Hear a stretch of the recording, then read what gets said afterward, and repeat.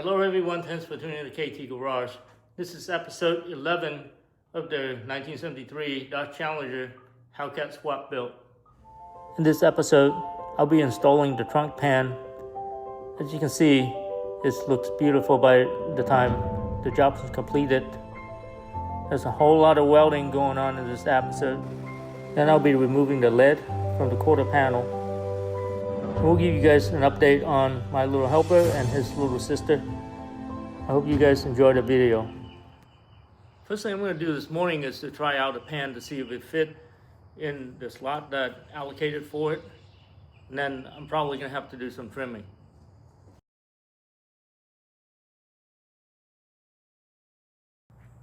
Just what I expected. Since I moved this in a couple of inches, it's going to push the whole thing over.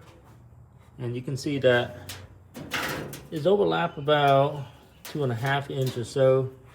So what I'm going to do is I'll start trimming that all the way down, and then I think it's going to fit just fine. Just like this corner is what really pushing the whole pan this way. I'm just going to take off a little bit at a time. I think this is still, there's some material left, but we'll start with this and then we gradually moved in so I don't have any gaps to fill.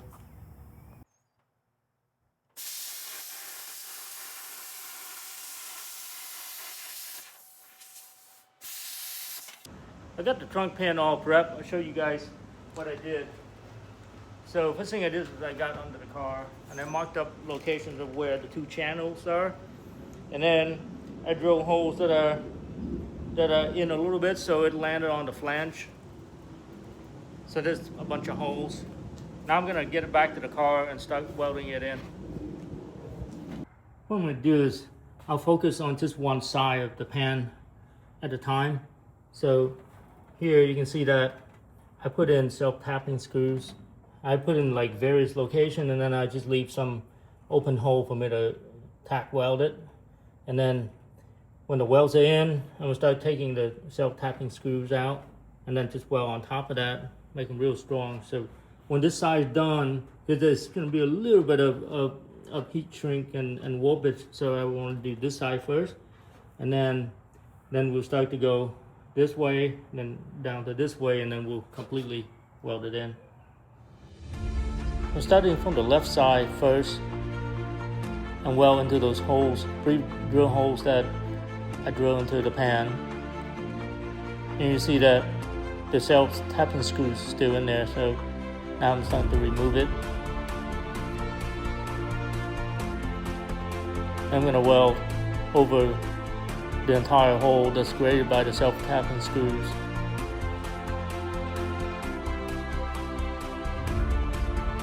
I forgot a couple of self-tapping screws. I went back and take it out so I can weld it in. Now I proceed to the middle where all those holes are, and this is welding to the channel that's sitting below. This is where the fuel tank is going to be strapped into. Okay, I'll show you guys what I have done so far. You can see all this welds already came in, and I went on this side first, over here, and then go down this way. And it seems like it's working out really well. Now I started to put the self-tapping screws on so I can just stitch all this together. It seemed like it lined up really well. So I'm just gonna completely weld this entire seam, and then you see though this side I haven't secured down yet because I waited for this side to come in. So now I can go in and use the self-tapping screws and pull that down, completely weld it. Now over here, see that this normally would be a shock tower hole right there, but since I'm not going to use a shock, I'm just going to fill that up and weld it right into the shock tower, so the sheet metal can be all tied in together. Same thing on this side. I'm not going to be using the shock assembly. Just going to use the coil over from the build. So all that's going to be welded in. Now I'm going to start welding the pan to the back panel where the tail lights are at. and tie it all together. Then proceed to weld the two pieces together. Now I already have the other side pan completely welded in. Now I'm going to weld the two halves together. And I decided to just complete weld the entire half pans together to make them strong. And you can see that I take those self-tapping screws out. Self-tapping screws are for just pulling the two pieces together. When the welding is finished, you can see that I got all the spot welds in, and then along the side is fully welded, along the back side, and then the middle seam. Now the welding doesn't look so good, but that's all right. I'm gonna cover all of this up with seam sealer, just so you know anything that I miss, it's not gonna leak. But structurally, it should be just fine. Now, since I already got all this cleaned up, I'm gonna spray with a coated primer. One of those self-edging primer that I've been using, so it doesn't get rusted while I'm doing other parts of the car. I'm gonna do that next. Well, the primer coat's done. It's not looking too bad. I'm waiting for it to dry. So basically, I'm just covering the area where the weld spots are, and places where I don't need to work on it again. And then I'm gonna have to weld on this corner, so I leave that alone. And of course, like, I'm gonna have to fill this in, so I didn't go as far up as it needed. You can just get that done later. What I'm gonna do next is to fill this gap right here. The original pan comes to here, and there's another piece that comes up to here. Unfortunately, it's all rotted out, so I cut it out. Now I'm gonna go try to fill it. And since this is quite long, I'm probably gonna break it out into 3 pieces. I'm gonna do one piece from here to here, and then the middle section, and then this over here is much easier to weld and get it aligned. We'll go ahead and cut that filler piece and weld it in. First, I weld the partial piece that tied the pan to the rear panel. You see a huge gap because there was a lot of rusted metal that I had to cut out. Now I'm starting to weld it back together. And you can see that I welded from both sides just to make them strong and make them look good. Now I'll go back to the other side. You can see that I've already got the middle piece in.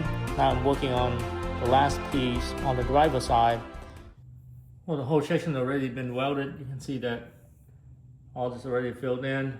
I ground it down a little bit, and then we just have to cover it up with seam sealer later.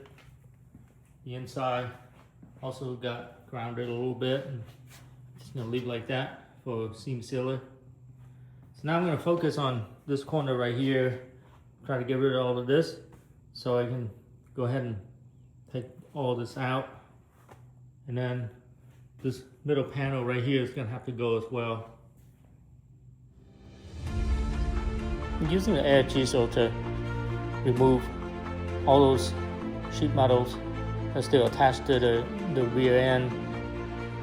You see that I use a combination of the plasma cutter and plier, crowbar, trying to get things off.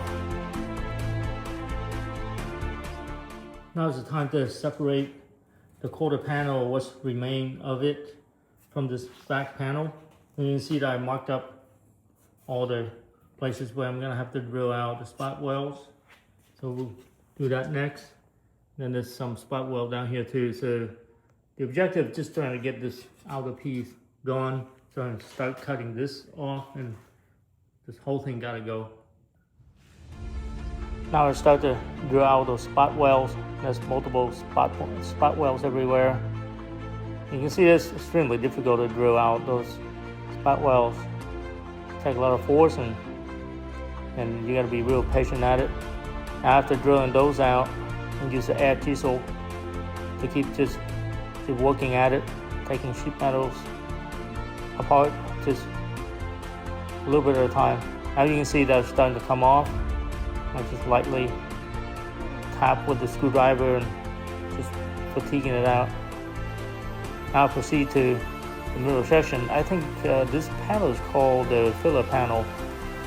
So instead of removing the entire thing, I'm just trying to cut it off, a little bit at a time. I still left some material on the far end of it. See, I used the crowbar and just lifting things up and down. Now I try to divide the panel into half so it's easier to work with, and bending it and get it out. And there's a mid channel that I wasn't aware that was there. Now it's completely off. All right, we'll show you guys what I've done so far. So this entire area already been prepped for the quarter panel to come in a little bit later. I'm probably gonna, tonight, I'm gonna rust treat all of this. Make sure that's ready for primer. Now on this side, you can see that I already cut out the rear pillar panel. And basically it's just like attached to this point here and this point here. That's a mid channel that attached in a couple of points here, and then it's attached here. And then same thing on this side. And then it's just like spot welds all along here, but the spot weld is really thin, so I was able to just pop it off with my screwdriver and a crowbar and just pry it out. So not looking too bad. Now I'm going to go ahead and clean all this out, rust treat all of this, and then we'll figure out what's next. Well, I had to go look for my little helper. He's not going out to the shop today for some reason. He wants to be in my garage where it's nice and cool. I have AC in here. He's just hiding in here. He seems to be happy today though. And his little sister Becky, she hardly ever come out to the garage though. But he's always with me. All right, so here's the treat. There you go.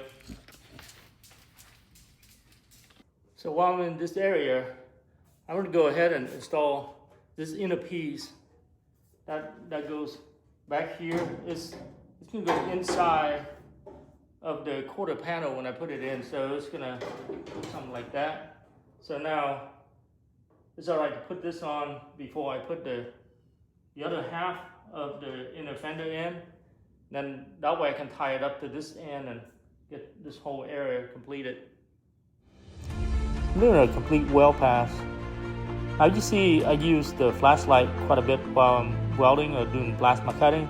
That's because with the shades you really can't see very well. But once the arcs start, and then I can see, so this is more like in between. Well, the welding of this piece is completed. I decided to make this a complete pass across it to make them real strong. You see that I have this filler piece up here as well. So this is all tied together. And now what I'm going to do next is try to go forward and deal with this area. This hang a little bit low and marked it already. I'm just going to use some plasma cutter and chop this off just so we can get the outer section of the inner fender fitted in. And we'll start to focus on this area. We'll take this bracket off and then we'll have to treat all of that. I'm going to start removing those two bolts to get this bracket out. Now I soaked that with WD-40 about probably a week ago, so I think it's going to come out just fine. We'll see.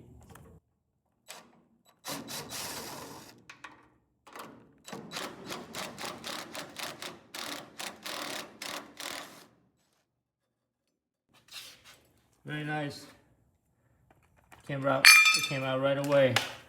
So now I'm going to start cutting into here and treat this area. What's up here seems to be solid, just like the other side. I just leave that the way it is.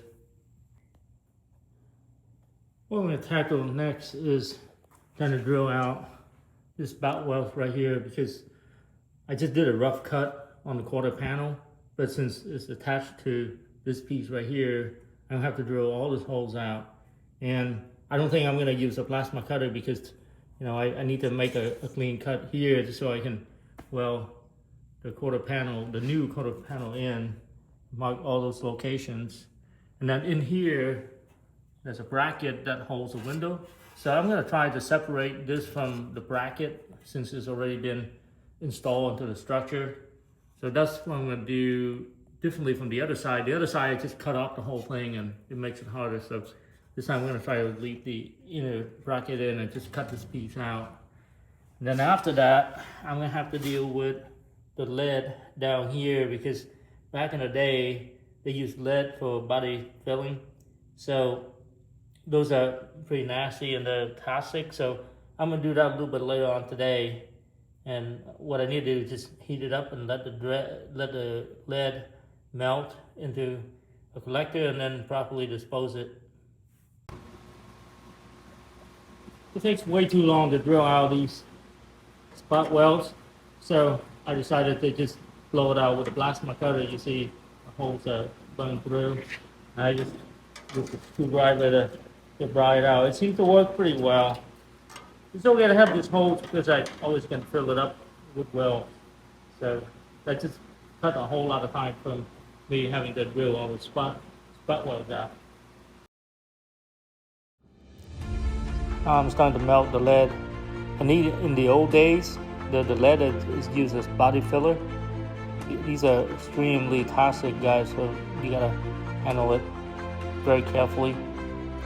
And thankfully these days you just use Bondo instead of this lead. But you know, you're working with a 50+ years old car. You can see that I use a combination of just a screwdriver and then sometimes I use a brush just to get everything off from there. Well guys, I'm done removing the lead. You can see that everything has already been cleaned up and there's no more left on there. All the lead is down here. I'm gonna properly dispose it.